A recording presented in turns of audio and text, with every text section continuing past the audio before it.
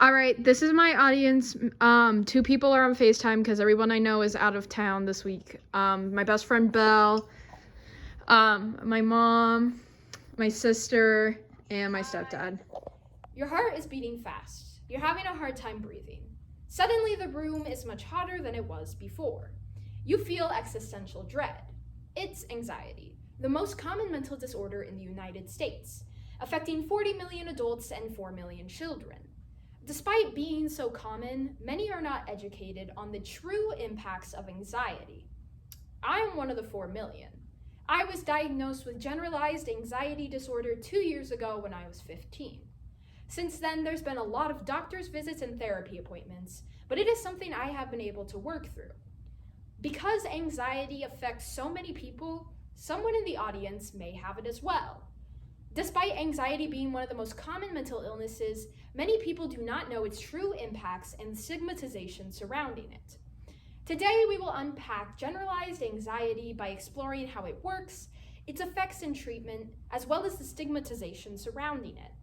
If you're in a nerve-wracking decision, the decision-making part of your brain will determine that there's a threat to your well-being, which will then trigger a response, leading to the hypothalamus initiating the fight or flight response. While our fight or flight responses will always kick in, individuals diagnosed with these disorders will feel persistent worry that doesn't go away. According to a 2019 Northwestern Medicine article, the limbic system is responsible for the emotion processing in our brains. Those who have anxiety disorders typically have more activity in this part of the brain. When a person with anxiety experiences symptoms, their emotional process is interrupted and unsuccessful. There are different kinds of anxiety, mainly split into three categories: generalized, panic disorder, and phobia-related disorders. In an article by the National Institute of Mental Health, last updated July 2018, those who suffer with anxiety experience extreme worry nearly every day for a period of 6 months.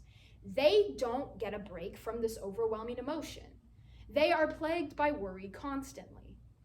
Panic disorder differs from generalized anxiety in the way that it causes constant, unexpected panic attacks.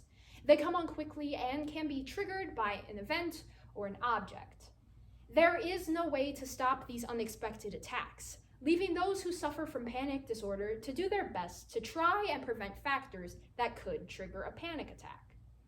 Finally, the last main type of anxiety is a phobia-related disorder. Social anxiety, agoraphobia, and separation anxiety all fit into this category. Very specific events such as social interaction, large crowds, and being away from those you love will cause these types of severe anxiety. These types of anxiety usually stem from a trauma the individual has experienced in their life. Not only does anxiety cause a disruption to the brain and the way it processes emotions, it affects someone's everyday life. However, not all hope is lost. While these effects can be life-changing, there are proper ways to treat this illness. The effects of anxiety are wide-reaching and can impact every aspect of someone's life. Physical symptoms include racing heart, nausea, sweating, tenseness, and faster breathing. These symptoms are a disruption to everyday life and frustrating when one cannot figure out why they are anxious. According to a Headspace.org article published April 2021, the mental symptoms of anxiety can be far more complicated than the physical symptoms. Those who suffer from anxiety worry excessively about everyday things others wouldn't. Sometimes their worries can be completely unrealistic and uncontrollable. When I received my anxiety diagnosis, it was hard because my family and I had to start recognize these telling signs. I was never able to relax. As a middle schooler, I would spend hours on end stressing over my grades. Not only this, but I didn't go out and see people either. When it came to the weekends, I would be holed up in my room the entire time. I wasn't going to fun events or hanging out with my friends. I was too nervous to do that. As anxiety gets worse, treatment is needed to make everyday life livable for these people. There are different ways to treat this illness, each of which can be combined for an overall comprehensive treatment. The first step to treating anxiety that doctors will recommend is to go see a therapist. There are plenty of ways to receive mental health treatment. One type of therapy used to treat anxiety is cognitive behavioral therapy. According to a July 2017 article by the American Psychological Association, CBT can be used to treat a wide variety of mental illnesses by encouraging patients to challenge negative cognitive behaviors.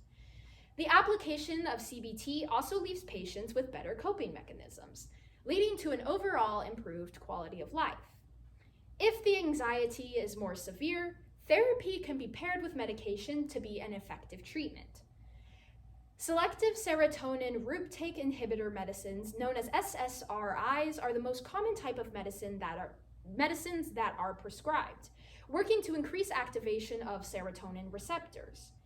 Finally, the most important treatment of all for anxiety is self-care.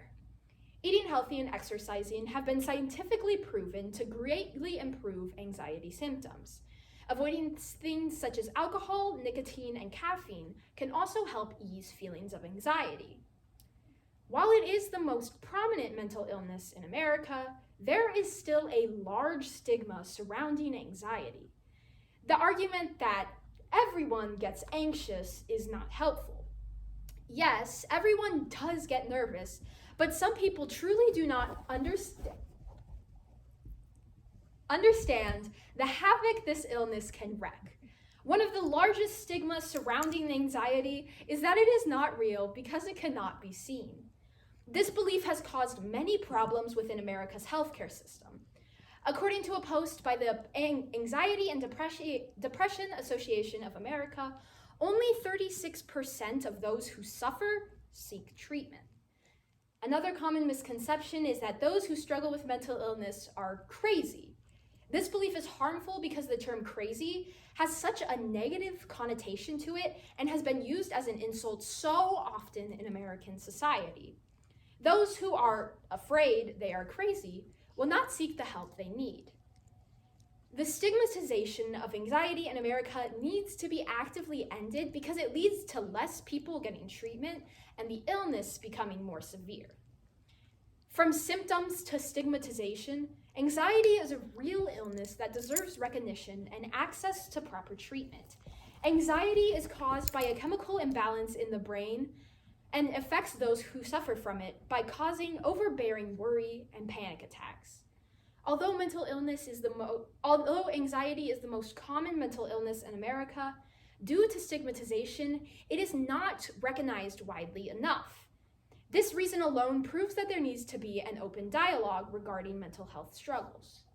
So, if you or someone you love is exhibiting signs of anxiety, encourage them to get help and destigmatize mental illness.